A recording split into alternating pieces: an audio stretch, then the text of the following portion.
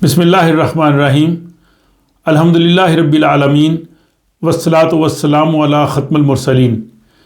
Sweden سے عارف کسانہ کی جانب سے آپ سب کی خدمت میں السلام علیکم۔ حضرت عثمان رضی اللہ تعالیٰ عنہ سے روایت ہے، نبی اکرم صلی اللہ علیہ وآلہ وسلم نے فرمایا، خیرکم من تعلم القرآن وعلمہ، کہ تم میں سے بہترین شخص وہ ہے جو قرآن حکیم کو سیکھے اور دوسروں کو سکھائے۔ تو قرآن فہمی کا جو سلسلہ ہم نے شروع کیا ہے اس میں آج ہم 9ویں پارے پہ پہنچ آئے ہیں۔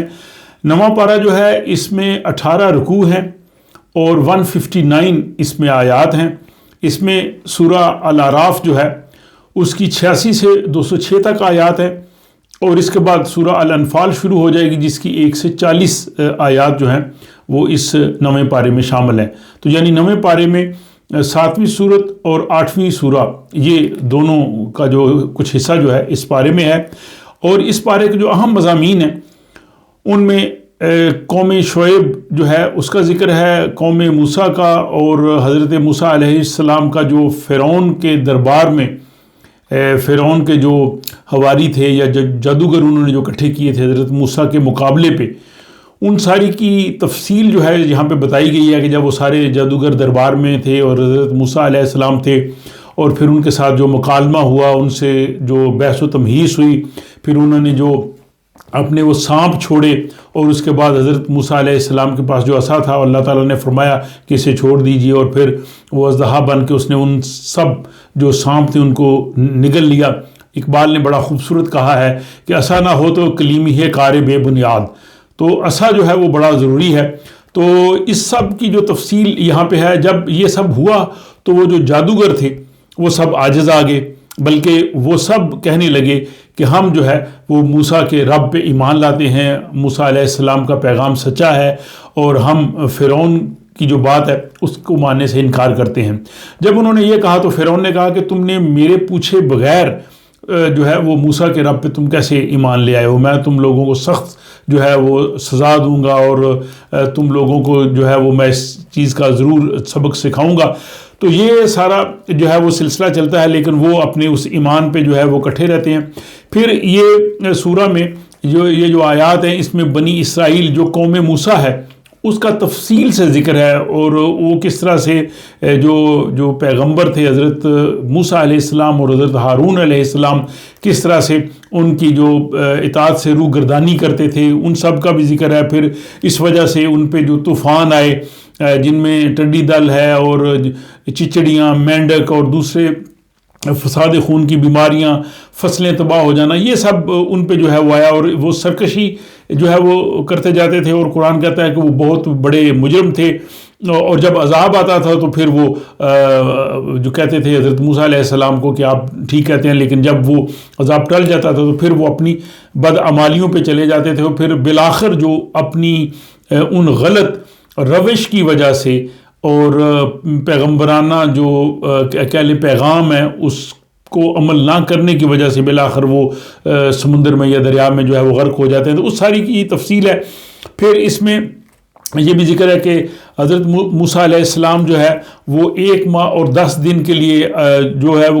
کوہ طور پہ چلے جاتے ہیں، اپنی قوم سے الگ ہو جاتے ہیں، اور حضرت وہ ہارون کو اپنا جانشین وہاں مقرر کرتے ہیں۔ اور جب حضرت موسیٰ علیہ السلام واپس آتے ہیں تو دیکھتے ہیں کہ یہ لوگ جو ہے وہ بچھڑے کی جو ہے وہ پوجا کر رہے ہیں، جس پہ حضرت موسیٰ علیہ السلام اپنے بھائی حضرت ہارون سے جو ہے وہ کافی ناراض ہوتے ہیں، اور پھر اس کے بعد وہ دونوں خدا کی بارگاہ سے جو ہے وہ استغفار بھی کرتے ہیں۔ اور ساتھ یہ بھی ہے کہ حضرت موسیٰ علیہ السلام جب کوہ طور پہ جاتے ہیں تو وہاں جا کے جب خدا سے ہم کلام ہوتے ہیں، اس کے بعد اللہ سے کہتے ہیں کہ میں اللہ تعالیٰ کی جو ہے وہ تجلی دیکھنا چاہتا ہوں، اللہ تعالیٰ کو اپنی آنکھوں سے دیکھنا چاہتا ہوں۔ تو اللہ نے فرمایا کہ تم دیکھ نہیں سکتے، ایسے کرو کہ یہ جو پہاڑ ہے اس کو تم دیکھو، اگر تم پہاڑ کو دیکھ لو گے تو پھر خدا کی طرف تم دیکھ سکو گے۔ تو جب وہ پہاڑ کو دیکھتے ہیں تو وہ خدا کے جو زبردست تجلی تھی اس سے وہ ریزہ ریزہ ہو گیا، اور حضرت موسیٰ علیہ السلام جو ہے وہ بے ہوش ہو گئے۔ تو یہ جو سورہ ہے الاعراف، اس میں بہت زیادہ ذکر جو ہے وہ سابقہ اقوام کا، اور سب سے زیادہ جو حضرت موسیٰ علیہ السلام ہیں ان کے واقعات جو ہیں وہ تفصیل کے ساتھ بیان کیے گئے ہیں۔ ان کے بعد پھر وہ یہ تمام واقعات بیان کرنے کا قرآن کا مقصد جو ہے وہ صرف سٹوری سنانا نہیں ہے، بتانا یہ ہے کہ جو سابقہ اقوام تھیں، جب پیغمبر ان کے پاس آتے تھے، ان کو وہ پیغام دیتے تھے، وہ اقوام اس پیغام کو جو ہے اس پہ کیا کرتی تھیں، وہ کبھی ان کی روش درست ہوتی تھی، کبھی غلط ہوتی تھی، اور پھر بالآخر جب وہ پیغمبر کی پیروی چھوڑ دیتی تھی تو پھر وہ عذاب میں مبتلا ہوتی تھی۔ اور اس کے بعد پھر آیت آتی ہے 157 کہ ہمیں کہا گیا ہے کہ رسول اکرم صلی اللہ علیہ وآلہ وسلم کی پیروی کریں، ان کے پیچھے چلیں، اور یہاں پہ رسول پاک کو نبی امی کہا گیا ہے، یعنی رسول اکرم صلی اللہ علیہ وآلہ وسلم دنیا میں کسی شخص سے نہیں پڑھے تھے، جب ان تک وحی آئی تو کسی شخص سے، کسی مدرسے سے انہوں نے تعلیم نہیں حاصل کی تھی، یہ ان کا امی لقب ہے۔ لیکن وحی آنے کے بعد جو ہے وہ رسول پاک صلی اللہ علیہ وسلم کی وہ حالت نہیں رہی، کیونکہ یہ قرآن کی آیت ہے 29/48 کہ جس میں کہا گیا کہ وہی آنے کے بعد جو ہے وہ آپ ظاہر ان تمام علوم اور تمام چیزوں کو نبی اکرم صلی اللہ علیہ وسلم پھر ظاہر جانتے تھے۔ وحی سے بڑا علم تو دنیا میں کوئی ہو نہیں سکتا، اور جس کے پاس وحی آتی ہے تو پھر ظاہر ہے کہ آپ اس کا اندازہ کر سکتے ہیں۔ پھر آگے رسول پاک صلی اللہ علیہ وسلم کے حوالے سے کہا گیا کہ آپ میں وہ علامات ہیں جو تورات اور انجیل نے کہہ لیں کہ ایک طرح سے پیشگوئی جو کی تھی، اور آپ وحی کی روح سے تمام پاکیزہ اور خوشگوار چیزوں کو حلال کرتے ہیں اور ناپاک چیزوں کو حرام کرتے ہیں، اور جو ایمان والے ہیں وہی مراد پائیں گے، اور انہیں کہا گیا ہے کہ اس نور کو یعنی قرآن حکیم کی پیروی کرو۔ تو آپ دیکھیں گے کہ بار بار قرآن حکیم میں جو آیات آتی ہیں اس میں اللہ اور اللہ کے رسول کی اطاعت کا ذکر آتا ہے، اور بار بار قرآن کا ذکر آتا ہے، وحی کا ذکر آتا ہے، بلکہ قرآن میں تقریباً 13 مقامات ایسے آتے ہیں جس میں رسول پاک صلی اللہ علیہ وسلم خود فرماتے ہیں کہ یہ وحی آتی ہے میں اس کے مطابق چلتا ہوں، تو ہمیں بھی حکم دیا گیا کہ ہم بھی اسی چیز کی پیروی کریں۔ پھر 158 آیت میں کہا گیا ہے کہ رسول پاک صلی اللہ علیہ وآلہ وسلم سے کہ آپ فرما دیجئے تمام نوع انسانیت کو، تمام انسانیت کی طرف جو ہے خدا کا پیغمبر بن کے آیا ہوں، اور اللہ جس کی ہر طرف حکومت ہے کائنات میں وہی صاحب اختیار ہے، زندگی اور موت جو ہے اس کے حکم سے ہوتی ہے، اور تم اس اللہ پہ ایمان لاؤ، اور اس کے بعد یہ ہے کہ وہ سب کاموں میں وہ پیروی کرو رسول کی تاکہ تم ہدایت پا جاؤ۔ اور اس کے بعد پھر جو ہے وہ حضرت موسیٰ کی قوم کا ذکر آتا ہے، ان کی قوم کے جو 12 چشمے ان کے لیے جو بنے ان کا ذکر آتا ہے، اور اس میں یہ کہا گیا ہے کہ یہ ساری جو تفصیل بتائی گئی۔ اس کے بعد پھر اگلی آیت آتی ہے 178 کہ جس میں کہا گیا کہ اللہ جسے ہدایت بخشے وہی راہ راست پہ چلتا ہے، اور اللہ جسے اپنی رہنمائی سے محروم کر دے وہ سیدھے راستے پہ نہیں چل سکتا۔ کچھ مترجمین نے اس کا ترجمہ ایسے بھی کیا ہے کہ اللہ جسے گمراہ کر دے وہ سیدھے راستے پہ نہیں آ سکتا، تو اور کچھ نے اس کا ترجمہ اس طرح سے بھی کیا ہے کہ زندگی کے خوشگوار راستوں کی رہنمائی خدا کے قوانین کی روح سے ہی مل سکتی ہے، جو قوم خدا کے ان قوانین کو چھوڑ دے وہ کبھی سیدھے راستے پہ نہیں آ سکتی۔ تو مقصد مفہوم یہی ہے کہ اللہ تعالیٰ کا فضل و کرم جس پہ ہو، اللہ تعالیٰ جس کو رہنمائی دے وہی سیدھے راستے پہ چل سکتا ہے، اور ظاہر انسان کو صاحب اختیار بنایا گیا ہے۔ انسان کو بار بار اللہ تعالیٰ نے یہی کہا کہ غور و فکر سے کام لو، سوچو سمجھو۔ پھر اس کا ذکر آگے دیکھیں کہ 179 آیت میں آتا ہے، اسی لیے تمام آیات جو ہیں بلکہ پورا قرآن جو ہے وہ بالکل ایک آیت دوسری آیت کے ساتھ بالکل جڑی ہوئی ہے، اور وہ بظاہر دیکھنے میں ہمیں محسوس ہوتا ہے کہ کبھی قوم موسیٰ کی بات ہو رہی ہے، پھر جو ہے وہ رسول پاک صلی اللہ علیہ وسلم کی بات جو ہے وہ آ جاتی ہے کبھی دوسری، لیکن وہ منطبق ہیں، ان کو ہم سمجھ سکتے ہیں کہ یہ ایک دوسرے کے ساتھ مضمون جڑا ہوا ہے۔ اور ابھی 179 آیت میں یہی کہا گیا کہ بہت سے جنوں انسانوں میں لوگ ہیں کہ جن کے پاس دل بھی ہے، دماغ بھی ہے، آنکھیں بھی ہیں، کان بھی ہیں، لیکن وہ غور و فکر نہیں کرتے، وہ دیکھتے نہیں، وہ سوچتے نہیں، وہ سمجھتے نہیں، بلکہ وہ آیات خداوندی کا مذاق اڑاتے ہیں۔ تو یہ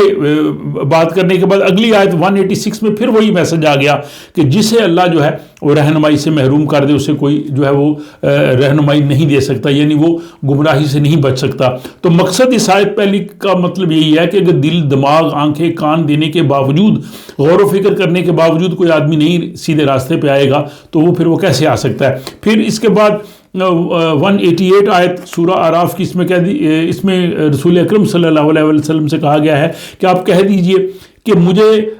اپنے لیے بھی کوئی اختیار نہیں، اپنی جان کے لیے بھی میں نفع نقصان کا اختیار نہیں رکھتا، ما سوا اس کے جو اللہ چاہے۔ تو اللہ کی جو اطاعت سے، اللہ کے دینے سے تو ظاہر سب کچھ ہے، اسی لیے کہا ہے کہ نہیں ہوں میں مگر بشارت دینے والا اور خبردار کرنے والا، اور ان لوگوں کے لیے جو ایمان لائے ہیں۔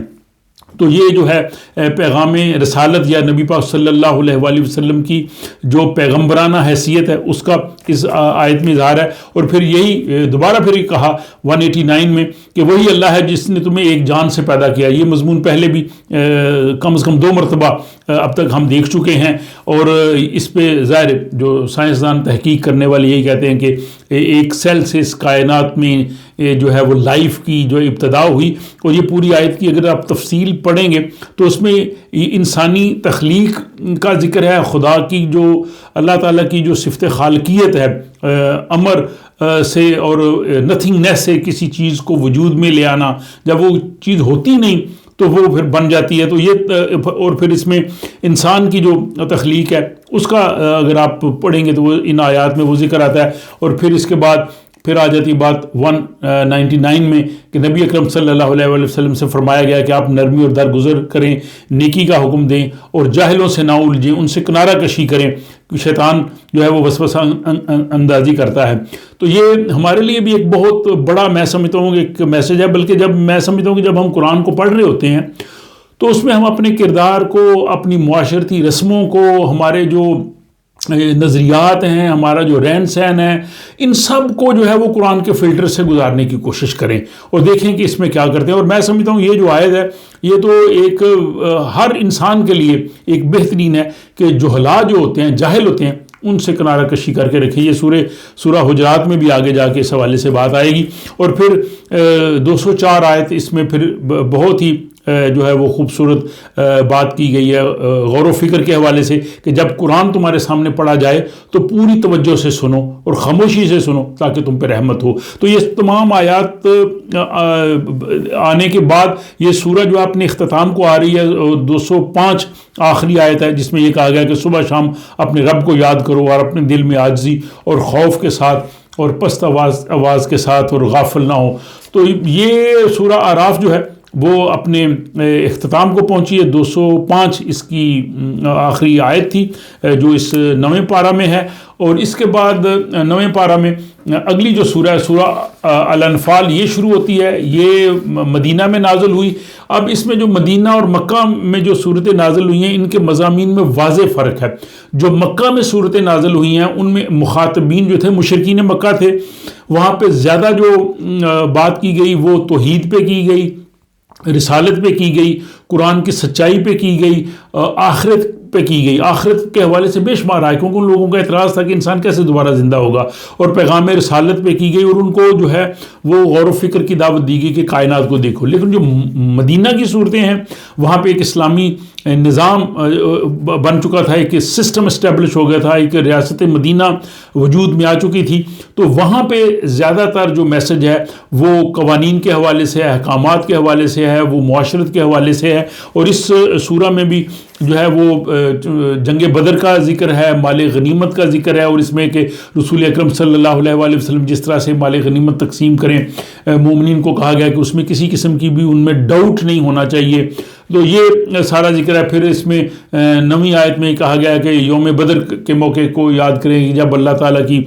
تائید و نصرت آئی، اور پھر جو اللہ اور اللہ کے رسول کے مخالفین تھے ان کے انجام کے بارے میں کہا گیا۔ اور پھر یہ جو سورہ انفال اس کی جو 20ویں آیت ہے اس میں پھر ایک مرتبہ کہا گیا کہ اللہ اور اللہ کے رسول کی پیروی کرو۔ تو دیکھیں گے بار بار قرآن جو ہے وہ یہی ہمیں حکم دیتا ہے کہ اللہ اور اللہ کے رسول کی پیروی کرو، قرآن کی پیروی کرو، قرآن کو اپنی زندگی کا نصب و لعن بناؤ۔ اور اس کے بعد یہ جب کہا گیا 20ویں آیت کہ اللہ اور اللہ کے رسول کی پیروی کرو، تو اگلی آیت میں یہ کہا کہ جیسے یہ نہیں کہ سن لینا، جیسے عام کو لوگ سن لیتے ہیں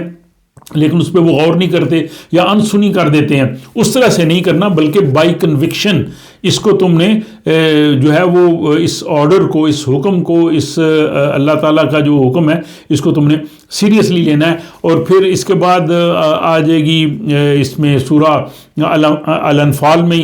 آیت آتی ہے کہ حقیقی مومن وہ ہیں کہ جب اللہ کا ذکر ان کے سامنے کیا جاتا ہے تو ان کے دل لرز جاتے ہیں، اور جب انہیں اللہ کی آیات پڑھ کے سنائی جاتی ہیں تو ان کے ایمان میں اضافہ ہو جاتا ہے اور وہ اپنے رب پہ زیادہ توکل کرتے ہیں. تو یہ ہے وہ مومنین کا حال. اور پھر آیت آتی ہے الذین یقیمون الصلاۃ ومما رزقناہم ینفقون. تو یہ آپ دیکھیں گے کہ یہ اللہ کی راہ میں مال خرچ کرنے کا حکم یہاں آیا ہے. یہ ابتدا میں جب سورہ بقرہ شروع ہوئی تھی تو تیسری آیت میں مما رزقناہم ینفقون کہ جو ان کو مال دیا جاتا ہے ان میں سے خرچ کرتے ہیں. یہاں یہ کہا گیا ہے کہ جو لوگ جو ہے وہ نماز قائم کرتے ہیں اور جو ہم نے ان کو روزی دی ہے اس میں سے خرچ کرتے ہیں اور یہی لوگ حقیقی مومن ہیں اور ان کے لیے ان کے رب کے پاس ان کے لیے درجات ہیں, مغفرت ہے اور عزت کی روزی ہے. پھر 27ویں آیت اس کی سورہ الانفال کی اس میں کہا گیا کہ اہل ایمان مت خیانت کرو اللہ سے اور رسول سے اور نہ ہی آپس کی امانتوں میں خیانت کرو جانتے بوجھتے ہوئے. تو جو امانتیں آپ کو دی جاتی ہیں ان میں کسی قسم کی خیانت نہ کرو. 28ویں آیت کہا گیا ہے کہ اور وہ جان رکھو کہ تمہارے مال اور تمہاری اولاد حقیقت میں سامان آزمائش ہیں, اللہ کے پاس اجر دینے کے لیے بہت کچھ ہے. تو یہ یہاں پہ جو فتنہ کا لفظ آتا ہے اس کا مطلب آزمائش ہوتا ہے. ظاہر یہ چیزیں انسان کو جب ملتی ہیں, دولت ملتی ہے, اولاد انسان کی ہوتی ہے, اولاد کی پرورش کرنا اس کی ذمہ داری ہوتی ہے, دولت کو کمانا اور اس کو پھر خرچ کرنا یہ بھی ایک آزمائش ہوتی ہے انسان کے لیے. اے ایمان لانے والو اگر تم خدا ترسی اختیار کرو گے تو اللہ تمہارے لیے تمہاری برائیوں کو تم سے دور کر دے گا, تمہارے قصور معاف کر دے گا. اللہ تعالیٰ بڑا فضل فرمانے والا ہے. اور 39ویں آیت 39 ویسے جو ہے اس کی سورہ انفال کی اس میں کہا گیا ہے کہ دنیا میں ظاہر فتنہ فساد اور جو لوگ اللہ اور رسول کے دشمن ہیں ان کے حوالے سے کہا گیا کہ ان سے لڑو یہاں تک کہ فتنہ جو ہے وہ ختم ہو جائے اور دین جو ہے وہ اللہ کے لیے ہو جائے. اور اگر وہ لوگ باز آ جائیں تو اللہ دیکھنے والا ہے ان کے ہر عمل کو. اور پھر 40ویں آخری جو آیت ہے جو اس 9ویں پارے کی جو سورہ انفال کی 40ویں آیت ہے اس میں کہا گیا ہے کہ اگر وہ نہ مانے تو جان رکھو اللہ تمہارا سرپرست ہے اور وہ بہترین حامی و مددگار ہے. تو یہ جناب ہم نے الحمدللہ اللہ کے فضل و کرم سے قرآن حکیم کا جو 9واں پارہ ہے اس کا جو خلاصہ جو ہے وہ اس کو جاننے کی کوشش کی آج کے اس ولاگ میں. اللہ تعالیٰ مجھے اور آپ کو قرآن حکیم کو سمجھنے کا شوق ہمارے دلوں میں ہو اور ہم ان لوگوں میں ہوں جو کم از کم قرآن کو سمجھ کے پھر اس کے بعد عمل کی جو ہے وہ منزل کی طرف چلیں. اللہ تعالیٰ ہم سب کو اس کی توفیق دے. اپنی رائے سے ضرور آگاہ کیجیے, اپنی دعاؤں میں یاد رکھیے گا اور ملاقات ہوتی ہے 10ویں پارے میں.